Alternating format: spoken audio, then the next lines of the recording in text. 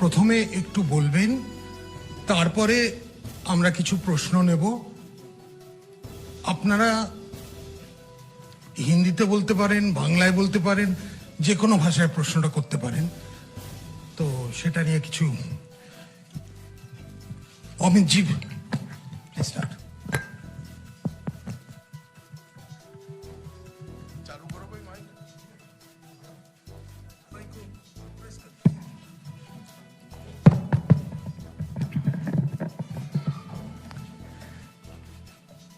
Bharatiya Janata party की press वार्ता में आप सभी का हृदय से स्वागत है।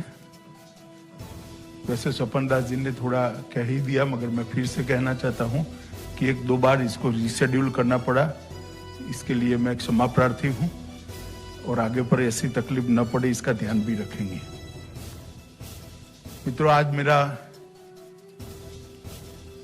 आपकी ये प्रेस कॉन्फ्रेंस के बाद और एक दो मीटिंग कर कर बंगाल का 2 दिन का दौरा मेरा समाप्त हो जाएगा। ये 2 दिन में 4 विभागों के भारतीय जनता पार्टी के कार्यकर्ता और अलग अलग समाज के कार्यकर्ताओं को मिलना हुआ। लगभग 180 से ज्यादा संस्थाओं के प्रतिनिधियों को भी एक हॉल के अंदर 2 तरफा संवाद भी हुआ है और इससे बंगाल की जो परिस्थिति मेरे ध्यान में आई है, मैं इसको आपके सामने रखना चाहता हूं। वैसे भी पार्टी से समय समय पर बंगाल की परिस्थिति के बारे में जानकारी आती ही है। 2010 में बड़े चाव के साथ 11 अप्रैल में मां माटी और मानुष के नारे के साथ बंगाल के अंदर परिवर्तन किया है। बंगाल की जनता के मन में ढेर सारी अपेक्षाएं भी थी, आशाएं भी थी और वो चाहते थे कि उनकी संवेदनाओं को उचित प्रतिसाद मिले, प्रॉपर रिस्पॉन्स मिले। एक लंबे समय के 3 दशक के कम्युनिस्ट शासन से बिल्कुल त्रस्त होकर तृणमूल कांग्रेस और उसकी नेत्री ममता बनर्जी के हाथ में बंगाल की सत्ताओं ये सूत्र बंगाल की जनता ने दिए हैं। मगर आज जब पीछे मुड़कर 10 साल के बाद देखते हैं तो मां माटी और मानुष का नारा तुष्टीकरण, तानाशाही और टोलबाजी में परिवर्तित हो गया है। जो अपेक्षाएं रखी गई थी किसी भी मानांक में तृणमूल सरकार और राज्य की मुख्यमंत्री अपेक्षाओं को पूर्ण करने में खरी नहीं उतरी। वादे जो हुए वो खोखले साबित हुए और अपेक्षा निराशा में परिवर्तित हुई है और आशा सरकार के प्रति क्रोध और गुस्से में तब्दील हो गई है और जनता में एक अजीब प्रकार का वातावरण देखने को मिलता है। मैं जहां जहां गया सैकड़ों की, हजारों की संख्या में लोग रोड पर आए हुए थे। जब वो भारत माता की जय, वंदे मातरम और जय श्री राम के नारे लगाते थे तो हमारे स्वागत के लिए कम थे, ममता जी पर गुस्से के कारण ज्यादा दिखाई पड़ते। एक आंख में तो ममता सरकार की विफलताएं और असंवेदनशील शासन के प्रति गुस्सा दिखाई पड़ता था और दूसरी आंख में मोदी जी के नेतृत्व में भारतीय जनता पार्टी ही इसको बदल सकती है, ऐसी आशा दिखाई पड़ती थी। इसका कारण है बीजेपी का एक ट्रैक रिकॉर्ड है। जहां जहां भारतीय जनता पार्टी का शासन रहा, चाहे वो बीमारू राज्य हो, पहले बिहार, राजस्थान, मध्य प्रदेश और छत्तीसगढ़, हमारा शासन आया, वहां पर हमने स्थिति को बदला है। गुजरात के अंदर भी स्थिति कोई अंदर परिवर्तन लाए हैं। देश के अंदर सुशासन का एक नया मार्ग भारतीय जनता पार्टी ने मल्टी पार्टी डेमोक्रेटिक सिस्टम के अंदर सेट किया है। और केंद्र में भी मोदी जी की सरकार बनने के बाद 5 ही साल में लगभग 60 करोड़ गरीबों के जीवन स्तर को ऊपर उठाने का काम भारतीय जनता पार्टी की सरकार ने किया। चाहे धन का अकाउंट देना हो, उसको अर्थतंत्र के साथ जोड़ना हो, चाहे घर देना हो, घर के अंदर गैस का सिलेंडर देना हो, बिजली देनी है, शौचालय देना है और अब शुद्ध पीने का पानी देना है। किसानों को हर साल 6,000 रुपया देना और गरीबों को 5 लाख तक की स्वास्थ्य की सुविधाएं देना, एक नया आशा का संचार 60 करोड़ गरीबों के लिए किया है। और मैं बंगाल की जनता को आश्वस्त करने आया हूं कि आपने कांग्रेस को भी एक मौका दिया, कम्युनिस्टों को भी मौके बार बार दिए और 2 बार ममता दीदी को भी दिया। एक मौका मोदी जी के नेतृत्व में भारतीय जनता पार्टी को बना दीजिए, दे दीजिए। हम 5 साल में सोनार बांग्ला बनाने का आपको वादा करते हैं। हमारा लक्ष्य स्पष्ट है, बंगाल के अंदर विकास हो, देश की सीमाएं सुरक्षित हो, बंगाल के अंदर घुसपैठ रुके। तृणमूल कांग्रेस का एकमात्र लक्ष्य है, दीदी का एकमात्र लक्ष्य है कि अगली टर्म में भतीजे को मुख्यमंत्री बना देना। अब बंगाल की जनता को तय करना है कि परिवारवाद चाहिए या विकासवाद चाहिए। बैड एडमिनिस्ट्रेशन का एक नया सूत्रपात, एक नया अध्याय ममता बनर्जी के नेतृत्व में बना है।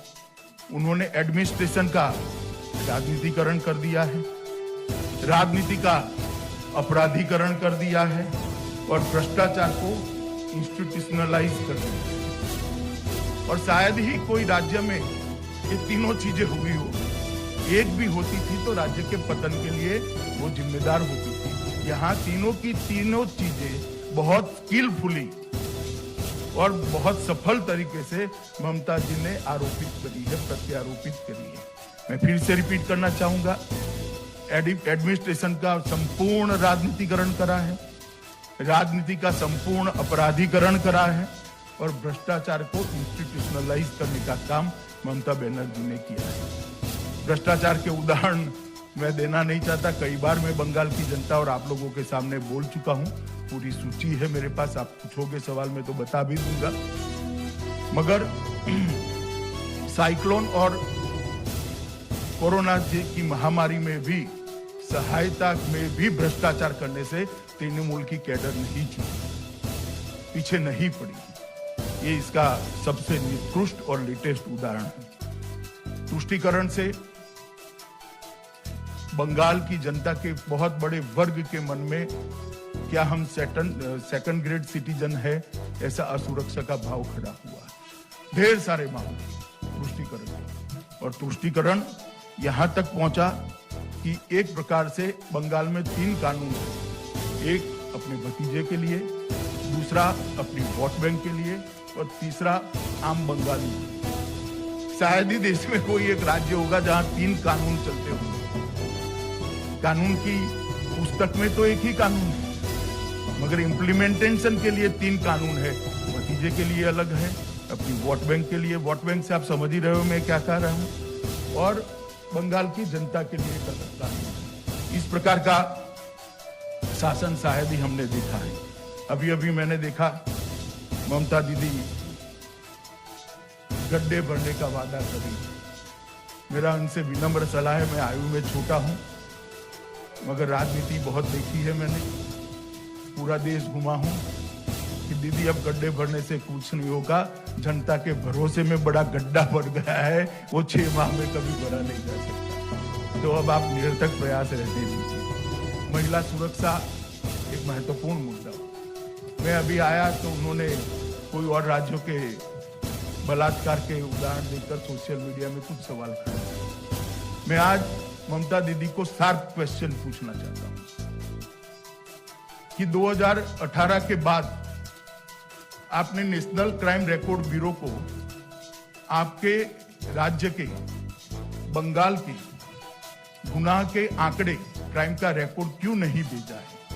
क्या छिपाना है आप और क्यों छिपाना है? देश की जनता, दुनिया और बंगाल की जनता जानना चाहती है कि बंगाल के लॉ एंड ऑर्डर की सिचुएशन क्या है। क्यों आप नेशनल क्राइम रिकॉर्ड ब्यूरो को सब राज्य अपने आंकड़े भेजते हैं? भेजना नहीं चाहते। मेरे पास 2018 के आंकड़े हैं। तृणमूल कांग्रेस के कार्यकर्ता, क्योंकि मैं देश का गृह मंत्री हूं, मुझे पूछते हैं कि भाजपा शासित राज्य में क्या है।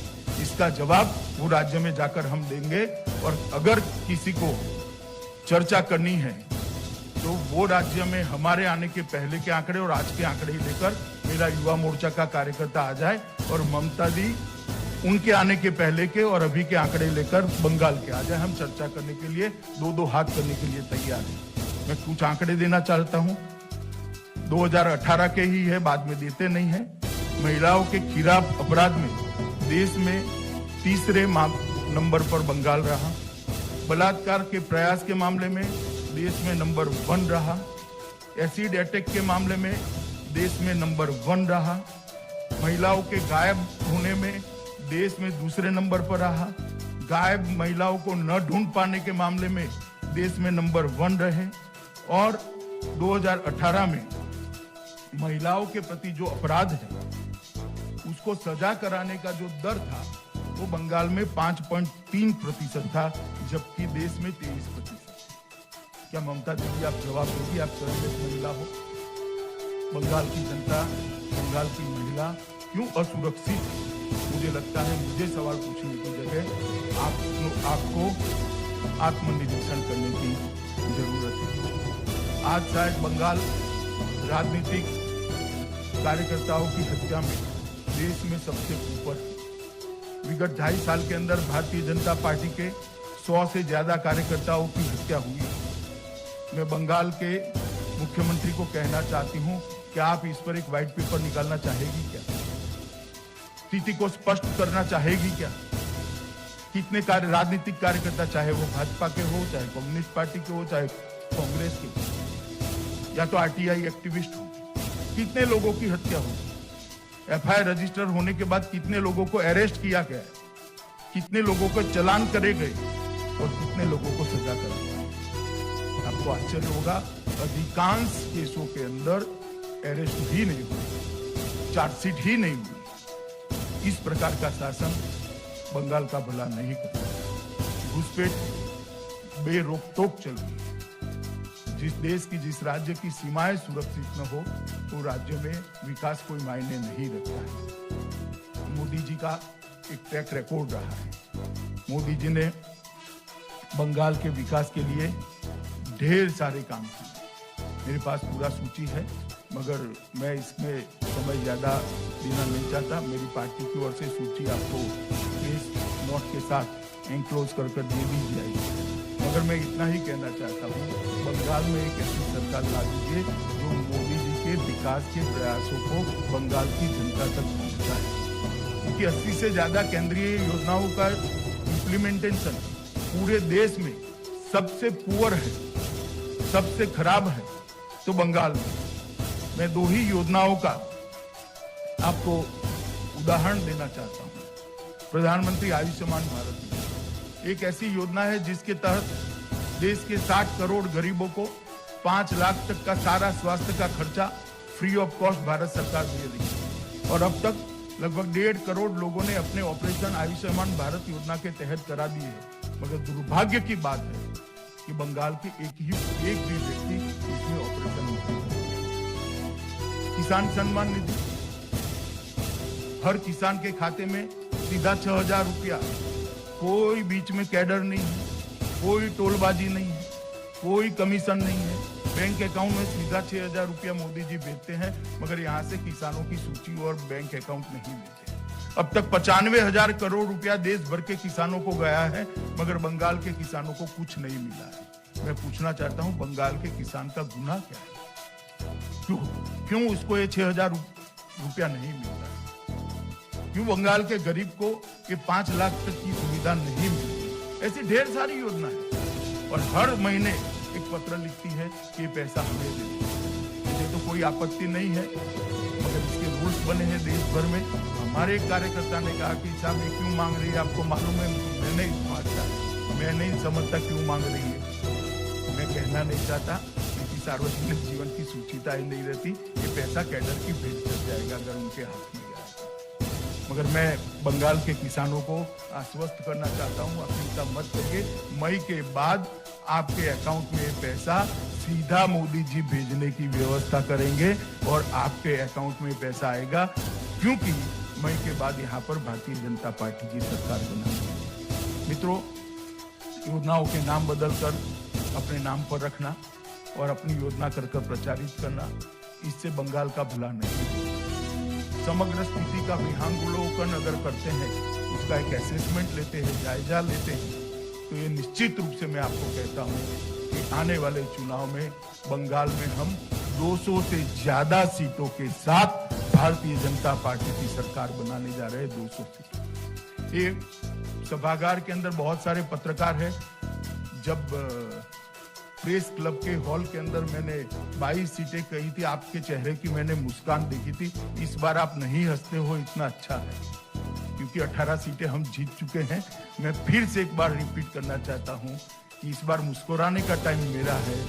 200 से ज्यादा सीटें जीतकर भारतीय जनता पार्टी यहाँ सरकार बनाने जा रही है और यहाँ पर तृणमूल का शासन समाप्त होने जा रहा है। ये बंगाल की जनता का मिजाज है, मोदी जी के प्रति बंगाल की जनता का विश्वास है और मोदी जी को बंगाल की जनता का आशीर्वाद है। जिस जनता ने लोकसभा में इतना अच्छा प्रतिसाद दिया है, वो जनता बंगाल के भले के लिए भी हमें जरूर एक मौका देगी, इसका मेरा भरोसा है। मैं फिर से बंगाल की जनता को करबद्ध निवेदन करने आया हूं कि आप भारतीय जनता पार्टी को एक मौका दीजिए। नड्डा जी के नेतृत्व में भारतीय जनता पार्टी बंगाल के चुनाव को बहुत गंभीरता से ले रही है, क्योंकि इसके साथ देश की सुरक्षा भी जुड़ी हुई है और देश का एक अति पिछड़ा गरीब जनता के भले का भी सवाल है। दोनों मुद्दों को लेकर हम बंगाल की जनता के बीच में भी जाएंगे और परिवर्तन के बीच को ले जाएंगे, इसका मुझे भरोसा है। अब आप आपके सवाल पूछ सकते हैं। स्वपन दा एक के बाद एक सबको। তো আপনারা বাংলাতেও জিজ্ঞেস করতে